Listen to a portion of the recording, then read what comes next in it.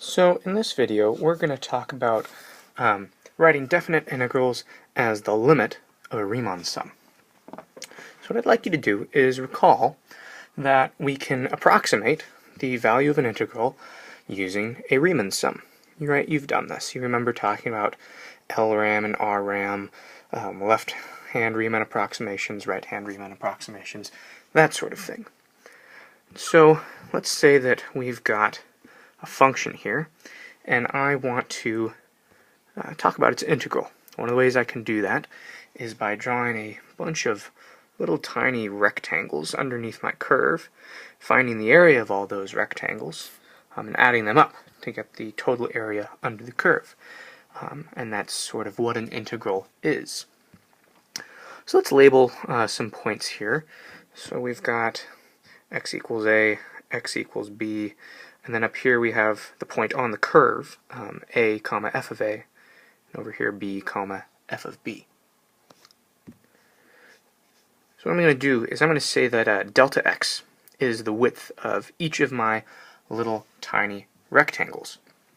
Well, if that's the case, then if I take the function value at some point on my curve and multiply it by delta x, that should give me the area of each rectangle, right? Because if I look, let's say at this rectangle right here, my function value on the right hand side of that rectangle, that's the height of the rectangle. The width of the rectangle is delta x. And so function value times delta x, the height times the base, that's going to give me the area of each of my little rectangles that I've drawn under my curve. So if I look at this, you can see I've got 8 rectangles, right? 1, 2, 3, 4, 5, 6, 7, and 8. And more importantly, the width of each rectangle, right, this delta x, well, the distance from A to B is just B minus A, and then I'm breaking that up into 8 equal pieces. So the width of each rectangle is going to be b minus a over 8, right?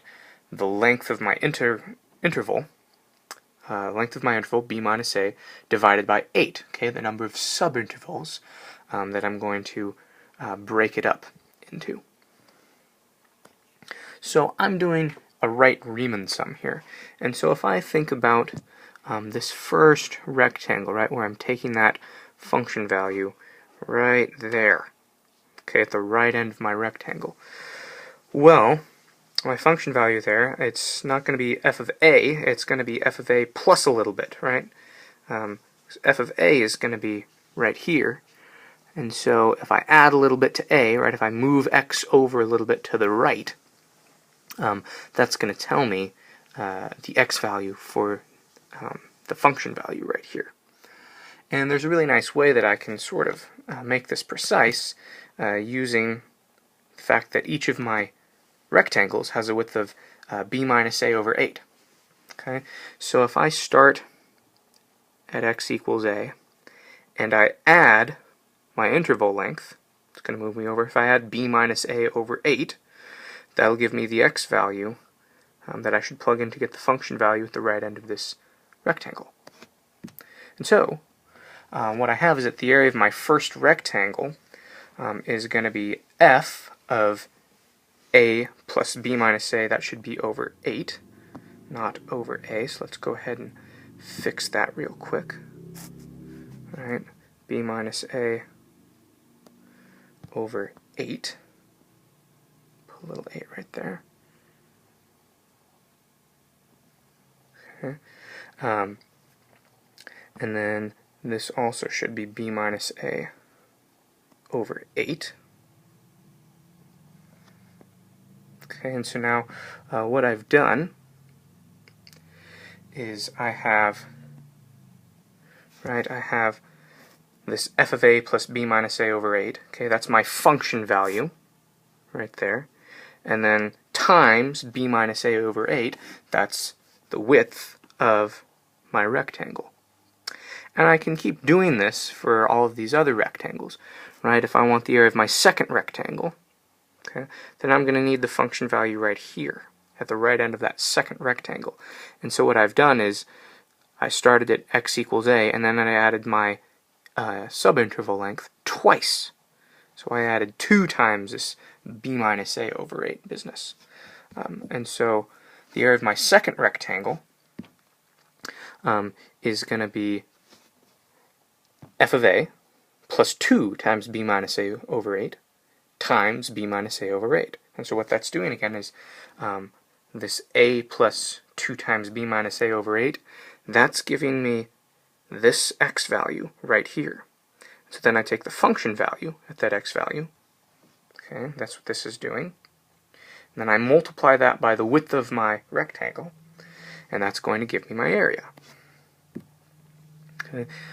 In general, if I want the area of my kth rectangle, okay, then what I'm going to do is I'm going to do k times the interval width, subinterval width. I'm going to add that to a, and then I'm going to multiply that by the width of each rectangle, or of my rectangle. That'll give me the area of some arbitrary rectangle, one of these ones up here. So, if I want the total area of all of these rectangles, then what I'm going to have to do is I'm going to have to add them all together. Okay, so the area of the first rectangle plus the area of the second plus the area of the third plus the fourth plus the fifth, all the way up to the 8th. And there's a really nice way I can express this if I use sigma notation.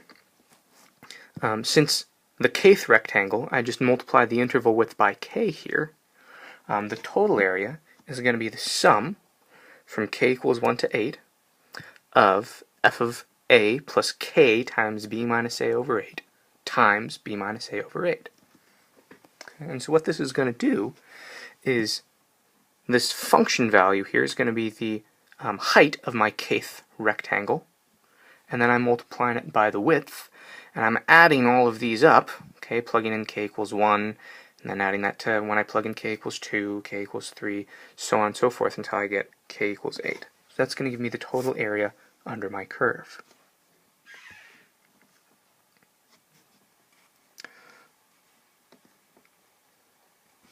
So let's generalize this a bit. Right, we had that my total area under the curve is given by this sum thing right here, and that's not a something. That's a thing. That's a sum. Okay, so the height of my rectangle times the width of my rectangle, and then add up all the rectangles. So a question I'd like you to consider is, what happens if I make more rectangles? Okay, and of course the way I'm going to do that is I'm going to make them narrower. Okay, so this delta x is going to get smaller and smaller and smaller. Okay. As I do that, my approximation is going to get better and better and better and better and better. Well, if I'm thinking about making more and more and more and more rectangles, and the width of my rectangles is getting smaller and smaller and smaller and smaller and smaller, that sounds kind of like a limit. Okay, so what we're going to do is we're going to let n be the number of rectangles that I'm using in my approximation. And then what we can do is we can actually define the integral in terms of a limit. Okay, actually the limit of a sum. So write this notation here, that's the integral of f of x from a to b, and that's going to be equal to the limit as n goes to infinity of this sum of all my rectangles. Okay, so limit as n goes to infinity, that's saying, hey, I'm going to let the number of rectangles go to infinity, but I'm still going to do the same thing, right? Where I'm going to multiply my subinterval width by whatever number rectangle I'm on, and then multiply that by the width of the rectangle. That'll give me the area of each individual rectangle, and if I add them all up, then that will give me the total area. And as I'm looking at this, since I'm taking the limit, right, if the limit as n goes to infinity, then I should take the sum from k equals 1 to n. So let's go ahead and change this infinity up here into an n. Okay. And, right, all I've done, really, is I made this a limit, and everywhere that I had an 8, okay, I put an n. Okay, so I've got n's here, and I've got n's here. And I'm just taking the limit as n goes to infinity, so an infinite number of rectangles. So again, breaking this down, what I've got the right-hand heights of my rectangles, right? I take the function value at the right-hand side of each rectangle. I multiply that by the width of each rectangle. And notice, okay, there's some nice patterns here. And we're gonna flesh those out sort of with an example. So, challenge here is to write the integral from 1 to 4 of x to the 5th dx as the limit of a Riemann sum. So here's what I'm going to do. 1 and 4, okay, those are my a and b. Okay, a is 1, b is 4. X to the 5th, right? X to the 5th, that's my f of x. Okay, and so what I'm going to have to do is I'm going to have to plug this a plus k times b minus a over n in where I see x. Okay. So let's go ahead and do that. So the integral from 1 to 4 of x to the 5th dx is going to be given by the limit as n goes to infinity. And then, right, I'm just going to go ahead and plug in 1 and 4 for a and b. And right, looking up here, so a is going to be a 1, and then I'm going to have k times b minus a, in this case 4 minus 1 over n. Okay, so I've got my 4 minus 1 over n. And since f of x is x to the 5th, I'm going to raise everything to the 5th power. And then I just have to multiply by the width of each rectangle. So in this case, 4 minus 1 over n. Okay, I can go ahead and simplify this a bit, right, because 4 minus 1 is 3. And then I can write this as the limit as n goes to infinity of the sum from k equals 1 to n. Okay, that should be an n again. Go ahead and fix that. So we've got the sum from k equals 1 to n of 1 plus k times 3 over n raised to the 5th, all times 3 over n. Right? So the height of my rectangles times the width of my rectangle. Let's go ahead and do a few more examples, okay? And we'll just remember this formula right up here, that my integral from a to b can be expressed as this limit. And again, that infinity should be an n. This is what happens when you use copy and paste, and the thing that you're copying has an error. Okay, so here's my formula that I'm going to use to write an integral as a Riemann sum. Let's go with the first example. Let's write the integral from 2 to 4 of sine of x as the limit of a Riemann sum.